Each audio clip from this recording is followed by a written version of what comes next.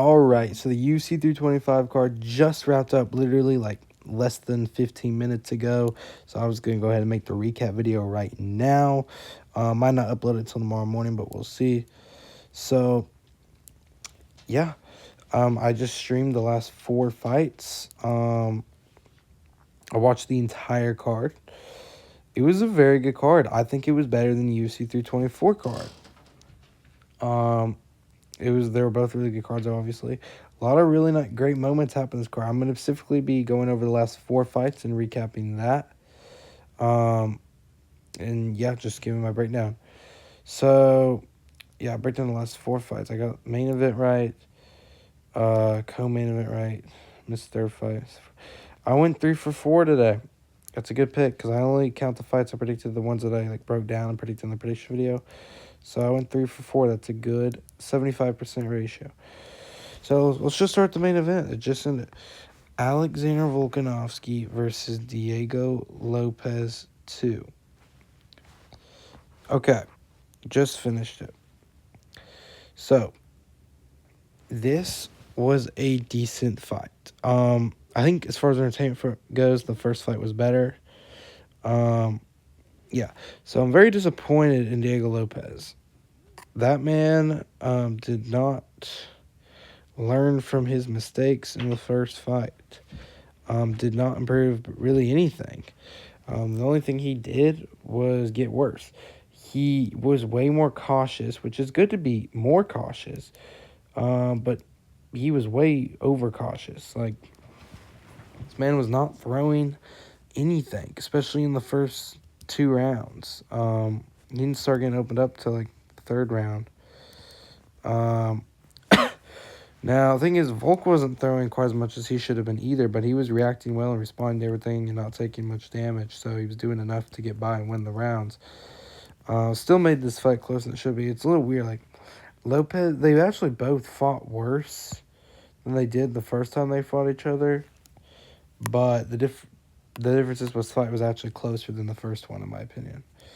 Actually a little bit too close. Like, there was actually arguments where Lopes won the fight, in my opinion. And I honestly, if I was a judge, I had it 3-2 Volk, with Volk barely slipping by, and arguably Lopes winning 3-2, but also making arguments that Volk won 4-1, and even 5-0 Volk. You can even make an argument for 4-1 Lopes. It was weird because the rounds were so close. But I don't think Lopes did enough to say that the challenger won the round. So definitely was giving it to Volk. No way Volk lost today in this fight. Like, in my opinion, there's no world where Volk lost. Lopes didn't do quite enough. They both didn't fight great. Volk improved a lot with the grappling in this fight. Much grappling improvement. He's striking. He wasn't bad. It's just he didn't throw as much as he should have been, but he threw a lot, and they started throwing more as the fight went on and as the rounds went on. But yeah, Lopes didn't learn anything. He shot. I'm pretty sure he shot like 0 takedowns in the first fight. He still only shot like 3 or 4 takedowns in this fight. And I told you on the prediction video, but if Lopes wanted to win, he was gonna have to be heavy on the grappling because he's a black belt in jiu-jitsu. He has to use the grappling edges he has. But I will say that Volk improved his wrestling. This man out-grappled Lopes both fights. He was the offensive grappler. I mean, this man is an absolute beast. I now have Volk in my top 4 all time, passing Izzy at 5th. Volk is the 4th best fighter of all time, in my opinion. Still can make arguments that Izzy's 4th, but it's fine. I'm going to officially put Volk at number 4 because he did what Izzy's not done and become a 2-time champion, but also get a defense of the second title run, which Izzy never done. So I'm going to say Volk is number 4. And yeah, pretty dominant performance. Lopes started opening up. Lopes didn't fight terrible, but if we're comparing it to what he should have done, and if for what people saw the first fight, yes, he did pretty much. I thought we were going to see a pretty different version of Lopes, but because I knew Lopes does not have that much fight IQ, I already knew that from this first fight in the start and from when I've seen him. But I thought we were going to see still like a better version of Lopes, like an absolute dog Lopes, still pressure boxing. I mean, he was on the front foot, but he wasn't pressure boxing. He wasn't throwing a lot of aggressive boxing combos on Volk and like pressuring him with the boxing. Those heavy shots, not giving Volk much to worry about, not keeping Volk on his toes. He just really wasn't doing that today. That's what made the fight a little easier for Volk, and it forced Volk to get pretty comfortable. So he wasn't even throwing that much. Now, there still was lots of interesting exchanges between the two of them, but Volk getting the upper hand out of almost all of them because Volk's one of the greatest strikers of all time, if not the greatest striker of all time. And he, in my opinion, is the best distance management striker of all time. And he kept his distance and his range extremely well, like he always does. And he just got the victory and did what it takes to win, got it done. So yeah, Lopes fought a pretty terrible game plan. I don't know what he was thinking. And this reflects on Dana for giving them a rematch in the title shot. Should have been Mosvar. They need to stop screwing over Mosvar. Give a title shot, but they're going to give Laurel Murphy and Mosvar a 5-round fight, which will be a great fight, by the way. Both undefeated fighters. Winner's going to fight Volk. But I'll go more into it on Monday or Tuesday or Wednesday. Probably Monday or Tuesday when I make my video going over what's next for the UFC 325 fighters. So that's what I think about the main event. I scored at 48-47 for Volk. But like I said before, could have scored it so many other ways. It's a little weird. This fight was very weird to score. I mean, not a ton of action going on. Both of them, I'm not giving too much to score because it was so close. But Volk did more every round, in my opinion, almost every round. So he did drop Volk once. I didn't know he dropped him. I thought the commentators were that was stupid saying that he wasn't saying that Volk did drop. I didn't see it. I saw he slipped, and then his coaches were saying he slipped. But no, I saw the replay. He did get dropped. I'm pretty sure he got dropped by the right hook. Pretty good shot. Lopes still landed, had a lot of good moments, but not as much as he did in the first fight. Didn't have as much success in the first fight. And yeah, he was getting out grappled by a guy who is like 6 inches shorter than him and significantly less reach advantage. So that's not good. Lopes has tons of improvements to make. He's still pretty young, but he's not getting a title shot anytime soon. He's got to learn from his mistakes, or he's never going to get the belt. Okay, moving on to the co-main. We had Dan Hooker versus Benoit Saint-Denis. Once again, got my prediction right here.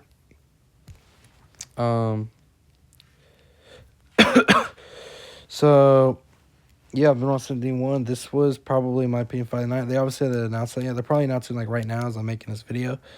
But yeah, it was a dogfight. Lopes, they both Hooker had blood all over his face in this fight.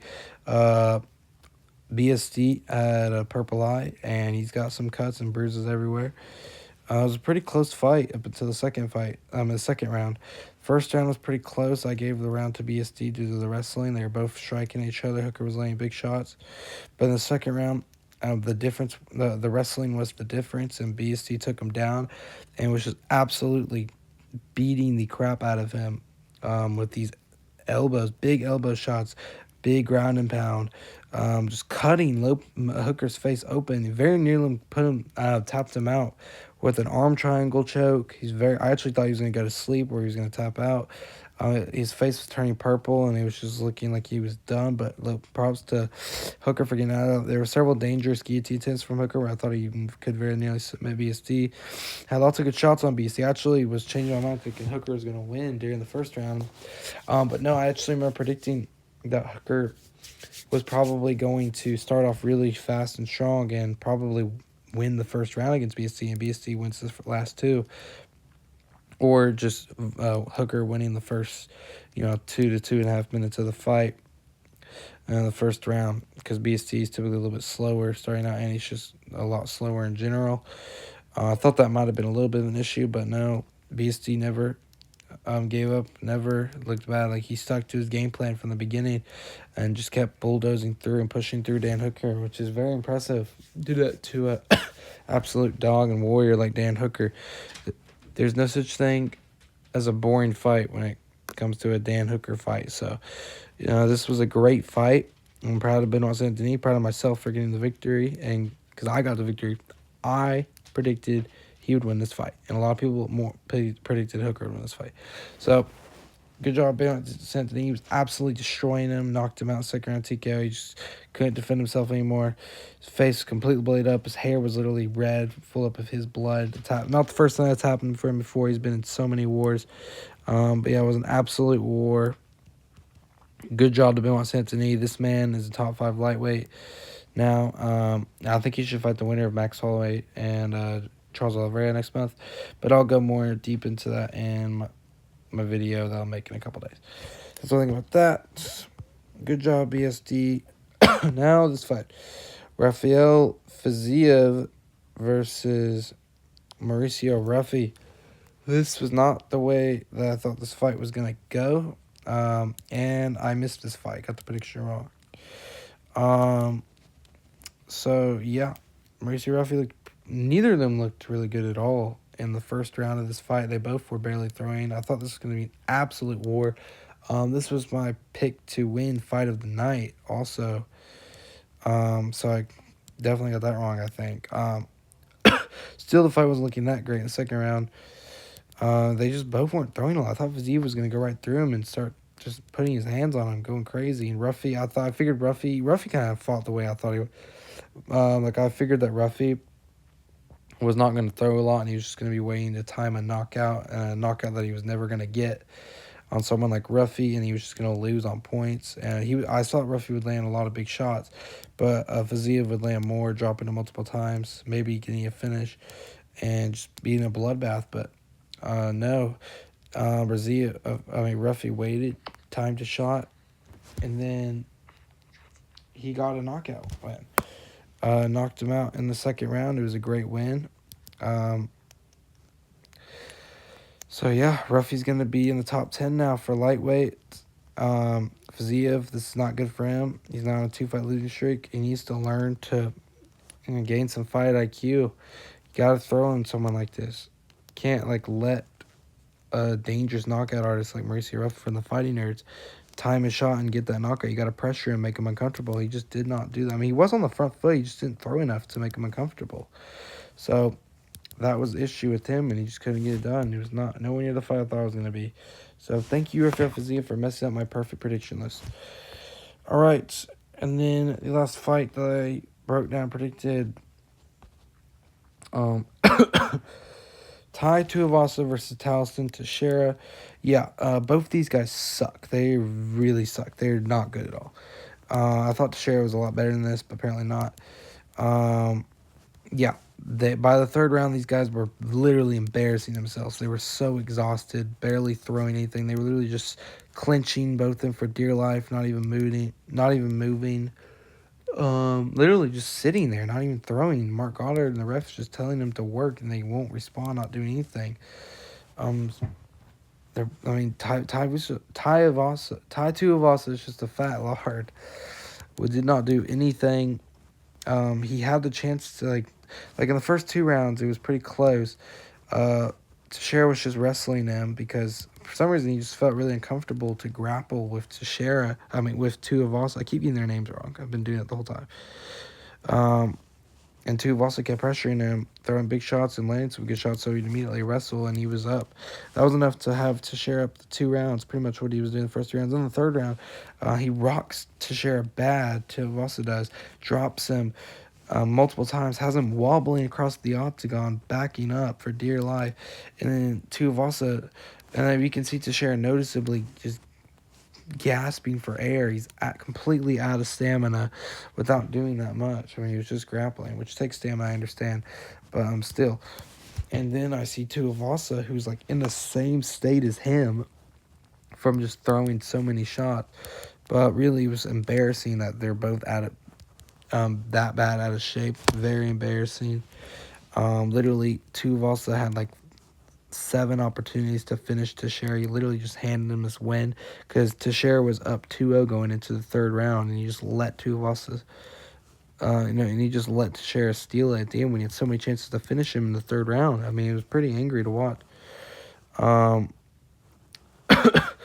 But yeah, it's a shame. Tuivasa should have got his hand raised. Now he's on a 6-fight losing streak. He's about to catch up to Tony Ferguson's losing streak. And yeah, both these guys are not UFC level, or they're unranked heavyweight level because I see a lot of underranked heavyweights that fight like this. But even then, I thought the underranked heavyweights were better. Neither of these guys are good enough to be ranked heavyweights, and they both suck. And it was a very bad fight. So yeah, those are the 4 fights I predicted. I'm 3 for 4. The Quillen Sal kid looked very, very good. This guy should be ranked, or at least get a ranked opponent. Definitely should get a ranked opponent next time. He looked very good. Billy Elikana looked decent. Junior Tafa not looked that good. As usual, Cody Brundage not good at all. Cam Ralston's okay. Jacob Malone looked pretty good. I like this guy. That guy was actually very interesting fight to watch. Torres Finney, he's got a very bad physique. Not good. Jonathan McCalf, he was really good, I thought. He was pretty good. Putting Oben Elliott to sleep like that was very, very impressive, especially when he was down to. Colin Ofley, pretty good. I remember that fight was pretty good. And then the Red to UFC winners, Domar Fawn, I thought it was a pretty good fight. A little underrated fight. Nakamura was a very good comeback KO victory. I was very, very impressed with that dude. I think he has a lot of potential. He just needs to throw more than throw enough. Lawrence Louis, pretty good fight. He's kind of a dog. I would say the other guy had more skill than him, but he just never gave up, kept the pace, outstruck him.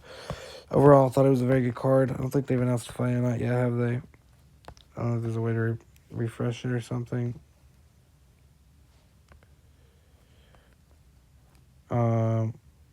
I don't think they've announced it yet.